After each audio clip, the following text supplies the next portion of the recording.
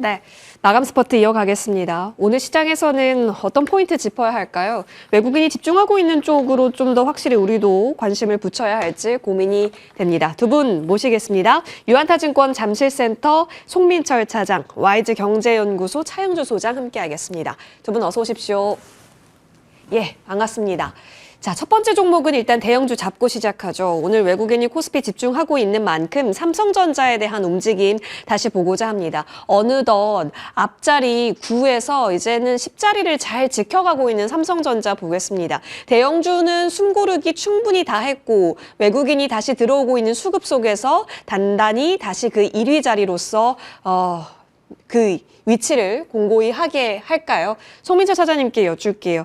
반도체 수출이 한 번 더 저력을 보여주기도 했습니다. 여기에 더해서 지금 디램 이야기에서 업황 꺾였다라는 이야기 들린 거 없어요. 수출 잘 해내고 있고 결국에는 심리였었는데 뭐 마이클 버리가 제기했던 그 우려. 아니다. 이런 상황 속에서 10이 살짝 깨졌었던 거였거든요. 근데 뭐가 됐든 대한민국 삼성전자, SK하이닉스에 대한 믿음은 여전히 변한 게 없다면 현재 구간에서 우린 뭘 더 봐야 할까요? 오늘 뉴스는 접는 거, 트라이폴드 얘기가 나오긴 했었습니다.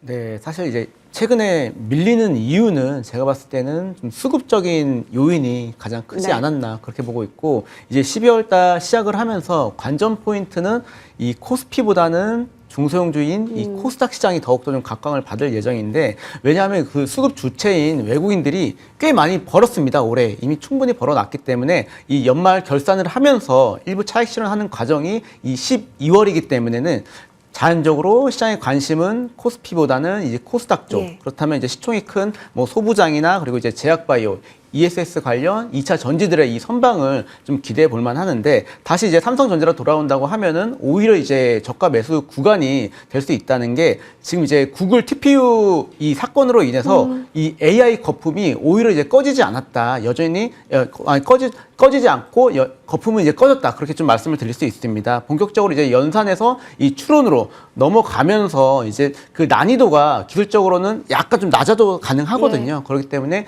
이 내년에도 이제 동시 성장을 하면서 꾸준히 이제 인공지능에 대한 이 불은 좀 계속 피어날 예정이고, 그리고 이제 TSMC 대비해서 물론 이제 기술력 부족하다는 건 인정합니다. 파운드리 기술력이 부족하지만 그만큼 이 수많은 이제 수주 기회가 잔존하기 때문에 삼성전자는 오히려 제가 봤을 때는 추가 매수해도 무방하지 않을까, 네, 그렇게 좀 보고 있습니다. 현재 자리에 있어서도 가능하다. 알겠습니다. 삼성이 뭐 구글용 HBM에 60% 이상 납품한다 얘기가 또 있었던 상황이에요. 그런 자리에서 지금 그러면 10만 원 위는 지켜주고 있는 삼성전자 관점에서 기술적 분석 들어가겠습니다. 차 소장님 모시고 삼성전자 기술적 분석 하고 싶었어요. 왜냐하면 저희 그 한번 고점 만들고 나서 쭉 고점을 연결했을 때 그것이 저항이 되고 있습니다. 그래서 지금은 좀 지켜봐야 하지만 10만 원 아래는 늘 기회입니다 라고 얘기해 주셨는데, 정말 소장님 신기하게요. 그 저항을 뚫어낸 게 11월 말부터예요. 그리고 나서 다시 영차 그 위로 가고 있어요. 이거는 기술적으로 어떤 분석이에요? 영차 가니까 차용주가 분석을 해야 되겠죠. 예, 아무래도 예. 이제 주가 올라가니까 예. 뭐 이런 가벼운 농담도 가능하지 않을까 싶습니다. 그죠? 일단 삼성전자 같은 경우는 현재 지금 구간에서 놓고 보면 일단 10만 원 이하에서 제가 이제 매수 구간이다라고 말씀을 좀 드려왔고, 하이닉스도 뭐 같이 말씀드려야 될 것 같아요. 하이닉스 아직 50만 원 초반에도 좀 지켜봅시다 했는데 한 10% 정도 올라왔죠. 상대적으로 하이닉스가 더 올라온 건 사실입니다. 그래서 제가 이번에는 하이닉스를 조금 아직은 좀 고민에 좀 들어가 있는 부분들이 있고요. 하지만 삼성전자 기준으로 지금 오늘은 이제 집중해서 놓고 본다라면 10만 원이 이제 지지선이 될 가능성이 있다라고 보여집니다. 예. 이러한 이유 중에 하나는 우리가 단순하게 기술적 분석으로 지금 접근하기에는 횡보 구간이죠. 근데 여기서 기술적 분석에다 내러티브를 좀 더해야 될 것 같습니다. 오늘 외국인들이 5,800억 매수가 들어오고 있거든요. 오늘 그런 상태이다라고 놓고 본다라면, 어제 외국인들이 삼성전자를 좀 팔았어요. 하이닉스를 좀 샀죠. 그럼에도 불구하고 오늘 다시 삼성전자를 외국인들이 매수하는 것으로 가수급이 잡히고 있기 때문에 외국인들이 매도를 할 생각은 별로 없어 보입니다. 그리고 차장님 말씀하신 것처럼 지금 삼성전자를 사지 않은 이상 우리 한국물을 사기 어렵다라는 부분들도 말씀드리겠죠. 자, 내년도 지수가 4,500을 간다라고 하면 삼성전자 얼마가 있어야 될까요? 11만 원 돌파해야 되죠. 그러니까 삼성전자가 12만 원을 돌파해서 지수가 4,500을 가느냐, 지수가 4,500 가서 우리가 삼성전자가 12만 원 가느냐, 요거는 닭이 먼저냐 달걀이 먼저냐일 것 같아요. 하지만 지수가 5천 간다라면 삼성전자 얼마가 있어야 될까요? 거의 14만 원 부근에 가 있어야 된다라는 우리가 그 당연한 지수의 영향력을 우리가 볼 수 있겠죠. 또 내년도에는 삼성전자 같은 경우는 저평가 구간이다라고 생각이 들 수가 있겠죠. 지금 D램 가격이 급등하고 있는 부분들, 여기 HBM에 대한 어떤 평가에 대한 부분들, 이런 부분들까지 나타나게 된다라면 저는 지금은 삼성전자를 모아갈 수 있는 구간이 될 수 있겠다라고 말씀드릴 수 있겠습니다. 일부 종목에 대해서는 우리가 뭐 그 얼마 전에 이제 10월 말 이때가 좀 단기 고점이었다라고 볼 수 있긴 하겠습니다만 삼성전자는 그렇게 보이지 않습니다. 삼성전자는 이거 뭐 그냥 편하게 말씀을 드리면 삼성전자가 만약에 HBM을 내년에 납품 못한다 하더라도 우리 지수가 5천 가려면 삼성전자는 14만 원까지 가야 돼요. 그런 논리를 보게 된다면 삼성전자에 대한 믿음은 버리지 말자 이렇게 정리하겠습니다. 오, 좋습니다. 톤이 굉장히 확신이 느껴집니다. 10만 원 지지 여부를 계속 보면서 여전히 삼성전자가 앞으로 끌어갈 그러니까 인덱싱적인 측면도 있겠지만 워낙 업황 측면에서 봤을 때도 기대감을 실을 수 있는 구간이다라는 점에 있어서 두 분 의견이 일치합니다. 삼성전자 응원하는 마음으로 오늘 들어오는 외국인 수급과 연동해서 살펴보겠습니다. 자, 이어서 이쪽으로 가보죠. 지금 시장에서 저희가 뜨겁게 살펴보고 있는 기업으로 대두됐습니다. 현대차인데요. 현대차 그룹 내에서 그렇다면 이제 SDV 중심이라고 화두를 내비쳤습니다. 소프트웨어 중심의 사업군에서 이제는 AI 중심의 사업군으로 가겠다라고 비전 선포가 있었던 현대차 그룹, 그 내에서 로봇과 AI 품고 있는 현대 오토에버 살펴봅니다. 이렇게 되면 그간 사실 안 봤었다가 뭔가 불확실성 우려들이 하나씩 해소가 되고 있어요. 여기에 새로운 모멘텀이 시장이 집중하기 시작했습니다. HL 만도가 보여줬던 이 리레이팅의 폭발력을 보아한들 지금 로봇과 AI 쪽에 시장의 수급이 굉장한데요. 그 중심에서 현대 오토에버의 기대감은 어느 정도 품을 수 있을까요? 네, 지난주에 이제 올해는 로봇이 대세였다. 예. 그렇다고 하면은 내년에는 자율주행이 좀 그 부분을 좀 차지하지 않을까 그렇게 좀 말씀을 드리고 항상 그리고 이번 달 포인트가 연말에서 연초로 넘어가면서 항상 이 스타업종에 대한 힌트가 나오거든요. 실내로 올해 1월 달 같은 경우 가장 뜨거운 업종이 바로 이 로봇이었습니다. 예. 네, 그리고 지금까지 이렇게 로봇은 승승장구하고 있기 때문에 이 자율주행 또한 어떻게 보면 인공지능의 그 후폭풍을 좀 이어받아서 좀 계속 갈 수 있지 않을까 그렇게 보고 있는데 막상 이 가장 앞서 있는 기업이 테슬라잖아요. 근데 테슬라인데 이 직접적인 관계사나 상장사를 찾아본다고 하면은 아쉽게 없습니다. 아쉽게 없고 게다가 이제 2위 업체인 이 중국 업체들을 따져본다고 하더라도 대부분 이제 자체 생산이나 개발을 하고 있기 때문에 결국에는 이제 현대차 관계사 안에서 찾아야 된다. 그렇다고 보면은 이 현대오토에버가 충분히 대장주의 역할을 할 수 있지 않을까 그렇게 보고 있고 실내로 이제 23년 인베스터 데이 때 이 매출 3조에서 27년에는 이 5조까지 이렇게 좀 증액을 시킨다고 했고 이 소프트웨어 부분에서는 특히 이제 6천억에서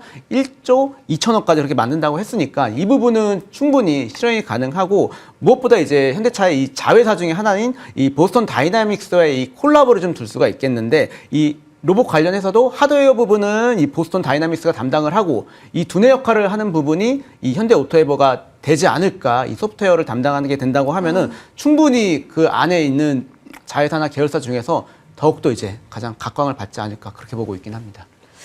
차장님 또 궁금해지는 게 현대차 그룹 내에서 모비스도 있어요. 그러니까 모비스라고 하면 이제 센서, 전장 이런 부품단으로 봐야 될 것 같고 오토에버 한다고 하면 아까 말씀해 주신 대로 소프트웨어단 중심으로도 살펴볼 수 있는데 그럼 뭐가 됐든 두 개가 다 중요한 거 아닐까. 현대차 그룹이라면 다 좋다라고 지금은 바라봐야 할까요? 제가 봤을 때는 이제 포커스는 로봇 가치를 좀 부각을 시켜야 될 것 같은데요. 내년부터. 예, 그렇다고 하면은 그 하드웨어 부분은 모비스보다는 여전히 이제 아직 상장이 안 된 보스턴 다이나믹스가 담당을 할 거고 이 소프트웨어 부분은 네, 그래도 네. 현대 오토에버가 더 하지 않을까 네, 그렇게 보고 있긴 합니다. 네. 보스턴 다이내믹스가 또 현대차 쪽에 있어서 굉장한 지금 모멘텀이 되고 있는 가운데 가는 사업 방향에 있어서 오토에버의 기대감을 품을 수 있다. 구조적 성장 수혜가 크다라는 관점으로 지금 긍정의 의견이 나왔습니다. 자, 그럼 여러분 한번 기술적으로 들어가 볼까요?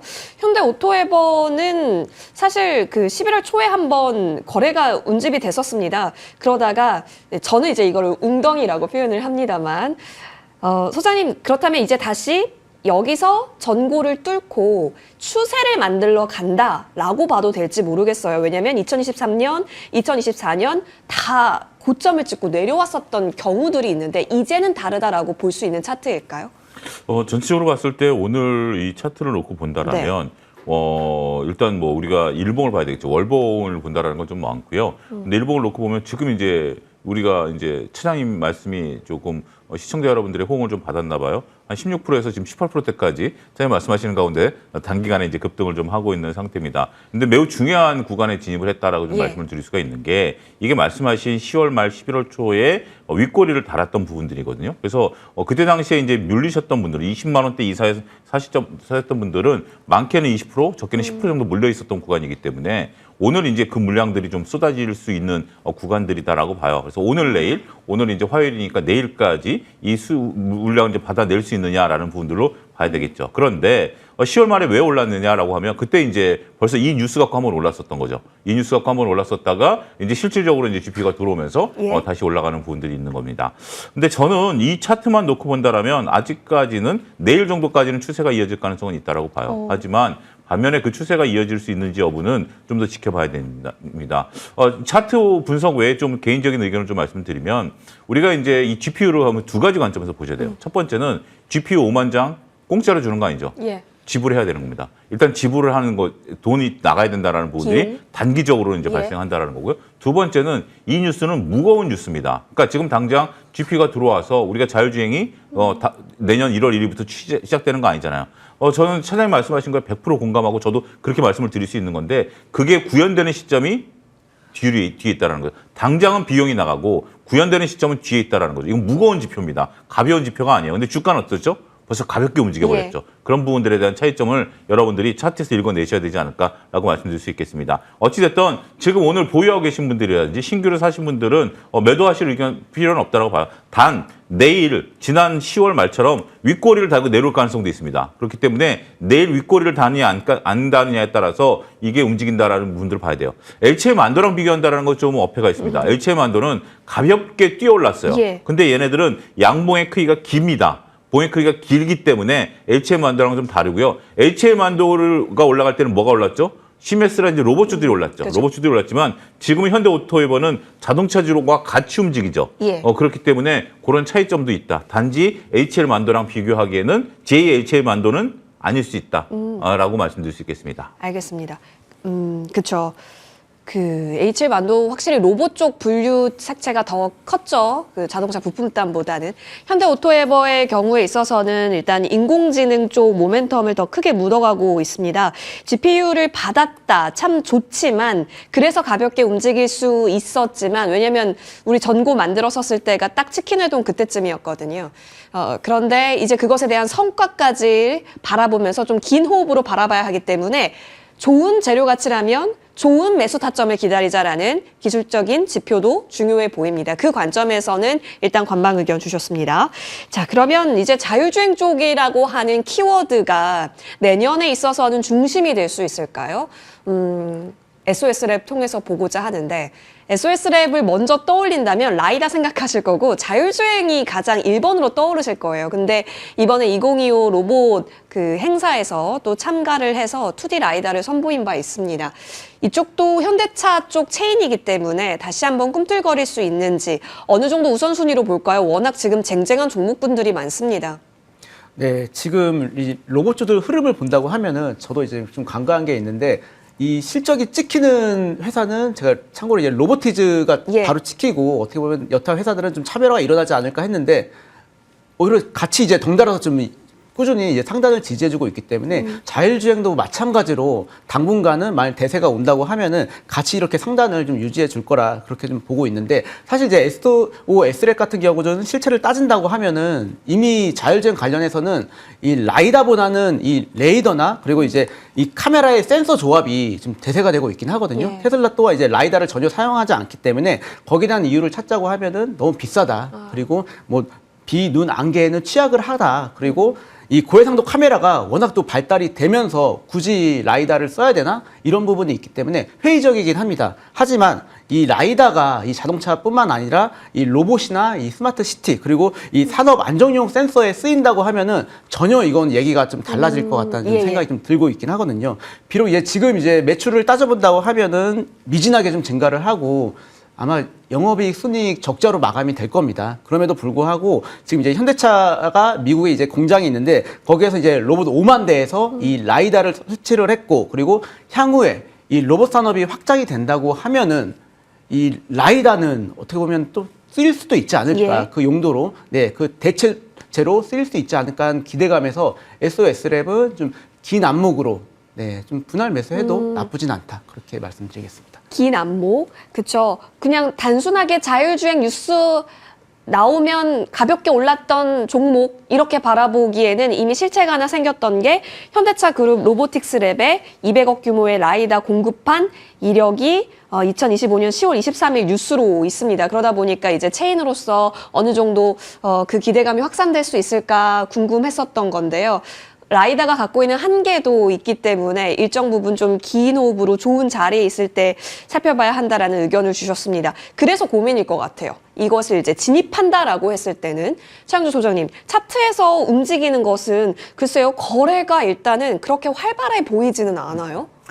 예, 거래가 활발했을 때 가격대가 11,000원에서 12,000원대에 있습니다. 예. 그러니까 지금 이제 지금 1,600원대인데 여기서 지금 11,000원대를 돌파한다라는 것은 121 이평을 돌파하는 또 힘이 좀 나야 되는데 말씀하신 것처럼 그 정도의 거래량이 보이고 있지는 않다라는 거죠. 121 이동평균선을 돌파하는 일단 전체적으로 봤을 때 11,000원대에 대한 돌파 가능성을 현재 추세로 놓고 본다라면 글쎄 뭐 한 500원 정도니까 가능성이 있어 보이는데 문제는 본격적인 매물대에 진입을 한다라는 겁니다. 그게 5월서부터 쌓여왔던 매물대이기 때문에 그걸 돌파하기까지는 쉽지는 않아 보여요. 따라서 지금 SOS랩 같은 경우는 시장에 있어서 우리가 자율주행 테마에 따른 내년도를 반영하면서 움직일 가능성은 있거든요. 그러니까 방망이를 좀 짧게 잡으시고 한 10% 정도 목표가를 잡으신다라면 뭐 그 정도는 충분히 나올 수는 있을 것 같아요. 그러니까 무조건 안 된다라는 것이 아니라 지금 현재의 3일간의 양봉은 그 어떤 때보다도 강력하게 지금 올라오고 있습니다. 예. 그리고 매물이 없는 데에서 올라오는 거고 11,000원이 돌파하면 궁극적인 매물대거든요. 그렇기 때문에 매물대 돌파할 때까지 전체적으로 12,000원 부근까지의 공략을 목표로 시도를 하신다라면 가능성은 있어 보입니다. 제가 그렇게 말씀드리는 이유 중에 하나가 이렇게 대량 거래량이 보였을 때 이때가 11,000원에서 12,000원대거든요. 그런 예. 부분들을 여러분들이 잘 고려하셔서 12,000원을 그런데 만약에 거래가 맡으면서 12,000원 돌파해버린다? 이거는 뭐 15,000원까지 날아가는 거죠. 그런 모습들도 가능성이 있기 때문에 작은 금액 갖고 한번 시도해 보시는 것도 전략이 될 수도 있겠다. 이렇게 정리하겠습니다. 알겠습니다. 전략이 가장 중요하겠네요, 이 종목은. 오늘 외국인 수급이 가수급상 좀 잡힙니다. 그리고 3거래의 양봉으로 거래를 미미하게 수반시켜가면서 올라가고 있다는 것은 어느 정도 그간 만들었었던 매물 라인대까지는 시도력을 살필 수 있다. 의견을 주셨으니까요. 같이 보셔도 좋겠습니다. 거래가 잡히고 조금 더 호가의 움직임이 분주해지는지 SOS랩을 앞으로 보실 때는 주요 포인트로 확인해 보시면 좋겠습니다. 자, 이어서 저희는 걱정할 게 없는데 그냥 주가의 등락이 늘 신경 쓰이는 쪽으로 가보겠습니다. HD 현대일렉트릭 가져왔고요. 실적 추세는 정말 이상무입니다. 전력은 내용보다 늘 자리의 문제였었던 것 같아요. AI 훈풍에 따라서 전선이라든지 변압기 수출이 역대 최고다라는 것을 우리는 또 확인했습니다. 사실 작년은 이맘때도 역대 최고입니다를 얘기했는데 올해도 역대 최고입니다를 얘기하고 있으니까 숫자는 계속 쌓여가고 있다라는 거예요. 그럼 문제는 늘 자리의 영역이긴 한데 지금 여기서는 어떤 관점으로 바라볼까요? 여전히 예쁜 자리 오면은 이상할 게 없다로 바라보고 안정적인 종목이다로 우리는 생각해도 될런지요? 네, 가장 안전한 업종 중에 하나지 않을까. 네. 예, 여전히 그렇게 보고 있고, 이 실적보다는 이 심리의 문제가 워낙 큰 예. 이제 업종이기 때문에 예, 인공지능 거품이 이렇게 나올 때마다 앞으로도 계속 이게 살 수 있는 그런 기회는 줄 거라 좀 생각이 되고 있는데, 가장 지금 인공지능 관련해서 시급한 문제가 바로 이 전력 인프라 구축인데요. 아무리 반도체를 만들고 그리고 이 신재생 발전 설비를 설치해도 이런 전력의 인프라가 설치가 안 된다고 하면은 도저히 뭐 인공지능이 뭐 시작도 못 하기 때문에 이 부분을 계속 좀 내년에도 좀 눈여겨 주셔야 된다. 그리고 HD 현대일렉트릭 같은 경우는 미국, 유럽, 그리고 중동, 이 변압기 차단기 수출 전력망의 대장주 역할이기 때문에 그 안에서도 좀 가장 안전한 좀 종목이 되고 있고, 이 변압기 증설이 이 전 세계적으로 이제 동시에 일어날 예정인데, 예, 거기에 따라서 뭐 다른 나라도 진출하지 않을까? 그런 우려도 있긴 하지만은 워낙 기술력이 의외로 높습니다. 높기 때문에 거의 이제 우리나라 업체의 독점이나 과점 형식으로 좀 진행이 될 예정이고, 이 미국이 관세를 매긴다거나 그리고 이제 규제를 좀 변화한다고 하면은 좀 우려가 있지 않을까? 하지만은 이제 인력이나 이제 당장 이제 교체하거나 이제 신규 수요가 워낙 시급하기 때문에 어쩔 수 없이 우리나라에 대해서 이 조선처럼 의지를 할 수 있는 업종이지 않을까 그렇게 보고 있긴 합니다. 늘 좋게 볼 수 있는 영역으로 지금도 평가 가능한 구간인 거다 언급 주셨습니다. 그래서 심리, 센티에 조금 더 예민하게 반응이 되고요. 기술적으로 자리에 있어서 예민도가 좀 높아지기도 했습니다. 그리고 워낙 뭐 산일전기, 오늘 또 장중에 변동이 또 있긴 했었죠. 그리고 뭐 효성중공업, 다 쟁쟁한 종목군들이 여기까지 키로 올라왔습니다. 그간에 우리에게는 대장주였었던 현대일렉트릭, 그러면 현재 구간에서는 어떤 관점이 가능할까요? 소장님, 사실 우리가 작년부터 이 종목은 걱정 없다라고 소장님이랑 진짜 많이 얘기했었던 거 기억나요. 근데 그때부터 지금까지 꾸준히 들고 왔다면 마음이 철렁철렁했던 구간이 없었던 것 아니잖아요. 오래 갖고 간다라는 것은 참 어려운 것 같습니다. 장기 투자가 생각보다 어려운 예. 거예요. 예, 그게 그렇게 실질적으로 그런 걸 다 이겨낸다라는 것은 두 가지죠. 맞아요. 펀드멘탈에 대한 신념과 그다음에 나의 마음을 잘 다스리는 건데, 어찌됐든 자, 현대일렉트릭 차트상으로 놓고 보면 제가 그동안 이제 뭐 MTN이라든지 이런 데서 말씀드리는 게 지수 같은 경우 이제 60일 이동 평균선에 대한 조정 가능성 언급드렸고, 그게 이제 12월 중순쯤 될 맞아요. 것이다라고 말씀드렸는데, 지금 이제 대장주들이 60일 이동 평균선을 딛고 일어나는 종목들이 종종 보입니다. 현대일렉트릭 같은 경우도 현재 지금 이제 초록색으로 보이는 게 60일 이동 평균선인데 거의 이제 부근에서 반등세를 좀 시연하고 있죠. 따라서 60일 이동 평균선에 부딪힌 대형주 같은 경우는 여러분들이 관심 있게 보셔야 된다라고 말씀을 좀 드릴 수가 있겠습니다. 여기에 또 더할 게 있습니다. 지금 이제 우리가 배당소득 분리과세 얘기가 나오잖아요. 그건 이제 예. 내년부터 이제 시행이 되는 예. 겁니다만, 올해 우리가 현대일렉트릭이라든지 효성중공업, LX일렉, 말씀하신 산일전기, 그다음에 이제 많은 우리가 조선 뭐 이런 것들을 본 이유가 뭐죠? 올해 영업이익이 대폭 좋았다. 영업이익이 대폭 좋으면 올해 배당이 있을까요? 없을까요? 있겠죠. 배당이 있는데 그 금액 자체가 커질 가능성이 있죠. 예. 그런데 만약에 지금 이 주가 흐름이 10월 정도 주가의 어떤 강한 흐름이 구간이었다라면 배당 얘기 쉽게 못 꺼냅니다. 어차피 주가의 변동성이 있을 수 있으니까. 근데 지금 주가가 한 20% 조정 받았잖아요. 20% 조정 받은 상태에서 여기서 배당까지 받을 수 있다라고 하면 서로 뭐 이런 속된 말을 물려도 배당 나기 때문에 물린다 하더라도 뭐 배당 받고 주가 퍼포먼스 좋고 두 마리 토끼 다 잡을 수 있는 거 아니겠습니까? 따라서 현대일렉트릭 같은 경우 현대일렉뿐만이 아니라 이렇게 시장을 주도했던 조방 원전은 아직 뭐 우리가 실적이 좀 논하기 뭐하니까 조선 같은 경우 그러니까 전력 조방 원전 조방 전 이 부분에 대해서 반도체까지 저는 배당 매력도 있다라고 봐요. 그런 부분들이 60일 이동 평균선을 오니까 외국인들이 이제 받고 있는 그런 것들이죠. 결국 외국인들 입장에서는 환율의 안정, 배당, 주가 조정에 따른 매수 세 마리 토끼를 다 잡을 수 있는 거거든요.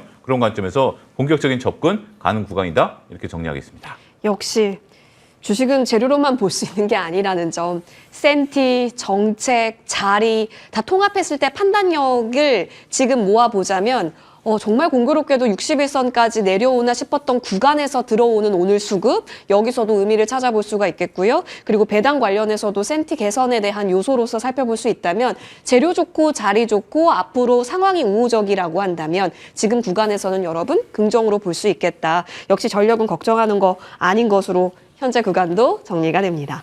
자, 이어서 그럼 이쪽은 어떤 걱정을 해야 하는 걸까요? 바이오 중에서도 펩트론 보겠습니다.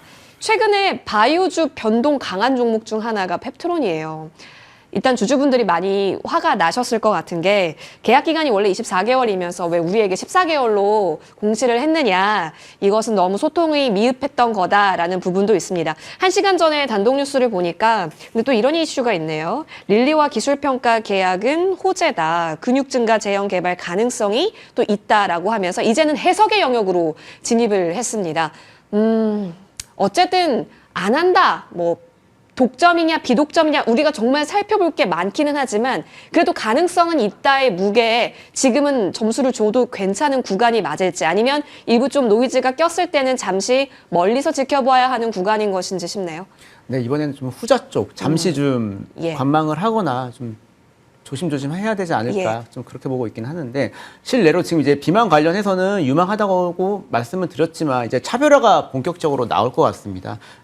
실내로 19111 같은 경우 여전히 이제 주가 고가를 좀 띄고 있는데 우리가 아는 이 노브노디스크 같은 경우는 작년 고점 대비해서 벌써 3분의 1 토막이 났거든요. 네, 그렇기 때문에 우리나라 비만 관련주 또한 좀 그런 상황이 놓일 수 있다. 그렇게 좀 먼저 말씀을 드리고 결론적으로는 과연 이 빅파마와의 계약 결과에 따라서 그리고 이제 지금 이 고평가 논란은 이 당연시 될 거기 때문에 좀 일부 수익이 낮다고 하면은 좀 차익 실현을 하는 것도 나쁘지 않다. 그렇게 좀 말씀을 드리고 이 내년에 이 관전 포인트는 바로 이제 실제 캐시플로우가 일어나느냐 부분을 따져야 되는데 다소는 아직 이제 적자 상태고 그리고 이제 소규모 매출이나 임상이나 이제 허가 단계마다 이 마일스톤이 불확실될 예정이기 때문에 이 부분 나올 때마다 변동성은 꽤 클 예정입니다. 그리고 대부분 이제 2상, 3상을 거쳐야 되는데 이 대규모 장기 임상이 필요로 하는데 이 일정이 뭐 지연된다거나 아니면 이제 환자 등록 그리고 안정성 문제로 이 딜레이 될 수 있는 악재가 더욱더 좀 부각이 될 수 있다. 그래서 좀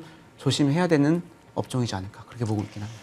지금은 좀 조심해야 한다 의견으로 바라보고 계시네요. 고민되실 것 같아요. 이게 내가 이 펩트론을 접근한 가격대에 따라서 고민이 또 다를 수 있을 것 같기는 한데요. 소장님, 근데 참 여기서 의미를 좀 찾아보자면 최근 6개월 동안 거래됐었던 가격대까지는 지켜주거든요. 그러면 여기는 계속해서 기대 구간으로 봐도 괜찮은 이 라인대인 것인지 점검해 주세요. 일단 전체적으로 봤을 때 우리가 팩트 체크가 좀 어려워진 상황이니까 예, 예. 그러니까 내용에 대한 팩트 체크가 어려워진 상황이니까 일단 조금 여러 가지 부분들을 좀 봐야 될 것 같아요. 근데 지금 말씀하신 것처럼 지수가 이제 기술적 분석으로 좀 놓고 보면 기술적 분석이 쉬워 보이지는 않습니다. 지금 이제 제 노트북 화면을 좀 보여주시면 이제 기술적 분석으로 놓고 보면 우리가 전체적으로 봤을 때 최근에 변동성이 굉장히 커졌죠. 변동성이 이제 커지면서 위아래 꼬리를 달면서 거래가 좀 부출되고 맞아요. 있습니다. 예. 이걸 가지고는 판단하기가 어렵습니다. 그러면 분봉을 한번 보겠습니다. 하루의 움직임을 놓고 보면 30분 분봉을 놓고 본다라면 우리가 올라가다가 거래를 풀면서 계단식으로 지금 내려올 때마다 거래가 뚝뚝뚝 떨어집니다. 예. 그러면 단기적으로 지금 대량 거래량들에 대한 거래량들이 현재 지금 매물대화 됐다라고 봐야 되겠습니다. 그래서 이게 이제 개인 밀리니까 오히려 지금 기회다라고 보신 분들도 있을 거고요. 그 다음에 나는 지금 상태에서 조금 차익이 나왔으니까 처음에 말씀대로 매물을 추리하신 분들도 있을 텐니다. 근데 지금 우리가 30만 원대부터는 본격적인 37만 원까지 20%대가 단기 매물대가 쌓여 있다라고 좀 볼 수 있을 것 같아요. 그래서 지금 만약에 펩트론을 모아가는 전략으로 보실 수도 있고 향후에 이제 지금부터 베팅 구간이다라고 말씀드릴 수가 있겠습니다. 펩트론에 대한 얘기들을 우리가 믿고 투자하시는 분과 나는 팩트 체크를 하고 좀 봐야 된다라는 부분들이 좀 나누는 거거든요. 저는 관망 의견이에요. 저는 결론적으로 말씀드리면 아직까지는 어떤 결론 내리기 뭐 하는 건데 지금 만약에 펩트론을 긍정적으로 보시는 분들 입장에서 본다라면 물타기도 조금 보셔야 될 것 같아요. 일단 저는 이런 표현 드리고 싶어요. 우리가 정상적으로 걸어가다가 갑자기 돌부리에 걸려서 넘어지지는 않았지만 흔들리는 경우가 있잖아요. 그러면 그 흔들리는 경우가 내가 돌부리에 왜 걸렸는지, 왜 못 봤는지, 아니면 돌부리가 잘못된 건지 보고 들어가야 되는 어떤 잠깐의 조금 시간이 필요한 거 아니겠습니까? 지금 그 구간이라고 보여야 될 것 같아요. 지금 뭐 통과됐다 이것도 아니고 예. 이게 앞으로 긍정적이다라고 볼 수 있는 것도 아니고 펩트론이 우리를 어쨌든 기간에 대한 부분들도 왜 그렇게 얘기를 했는지에 대한 것도 밝혀져야 되는 거기 때문에 일단 지금은 관망 의견을 드릴 수밖에 없겠다 이렇게 말씀드리겠습니다. 딱 지금 자리가 반반 확률이기 때문이다라고 그렇죠. 얘기를 해주셨어요. 여러분들이 펩트론을 바라보는 관점이 중요한 자리네요. 짧게 그럼 이 종목을 보겠습니다. 신고가 나오고 있습니다. 프로티나. 그러니까 이게 세계에서 가장 빠른 속도로 뭐 바이오 배터를 발굴한다. 그런 플랫폼에 있어서의 기술력을 높게 평가를 해주고 있습니다. 추세가 너무 예쁘거든요. 이건 더 무섭게 갈 거라는 걸 인정하시는지 궁금합니다. 네, 제약바이오 안에서 이제 비만보다도 이제 플랫폼 예. 회사가 더욱더 좀 어떻게 보면 우상향한다 그렇게 볼 수가 있는데 알테오젠이나 리어캠 바이오를 보더라도 이 플랫폼 특성상 이 한두 개만 성공한다고 해도 프로티나 같은 경우도 충분히 가능성이 있거든요. 따라서 이제 글로벌 제약사들이 이 적극적으로 찾는 영역이기 때문에 뭐 추가 기술 이전이나 아니면 조인트 프로젝트 시 밸류업은 반드시 나타날 건데 이거를 좀 분할 매수가 그래도 낮다. 그렇게 보고 있긴 합니다. 그죠. 너무 높죠.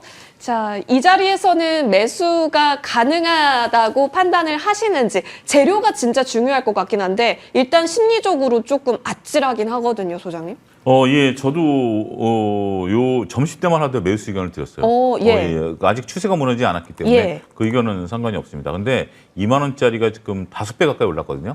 근데 오늘 지금 이제 눈에 띄다 보니까 프로틴하고 눈에 띄다 보니까 오후 들어서 매수가 늘어나면서 거래량이 붙고 있습니다. 그러면서 지금 분봉으로 놓고 보면 음봉 이제 그 어떤 봉을 보느냐에 따랐는데 30분봉을 보게 되면 네. 오늘 이제 저희가 방송 시작하면서 음봉으로 전환됐거든요. 그러네요. 30분봉이 그런 부분들을 놓고 보면 일단 저는 매수는 조금 좀 뒤로 미루고 나쁘다라는 건 아닙니다. 근데 어떻게 보면 보유하고 계신 분들은 롤링하는 것도 좋은 방법이 된다고 봐요. 한 30% 정도는 팔아서 밑에서 좀 사는 방법 이런 것들을 추세를 이용하는 전략들 필요하지 않을까 말씀드릴 수 있겠습니다. 추세에 있어서는 두 분 모두 그렇다면 긍정이네요. 네. 자리에 있어서의 고민이 그러니까 비중 조절, 마사지를 잘 하셔야겠습니다. 프로티나까지 살펴봤고요. 두 분과는 여기까지 얘기 나누겠습니다. 함께해 주셔서 고맙습니다.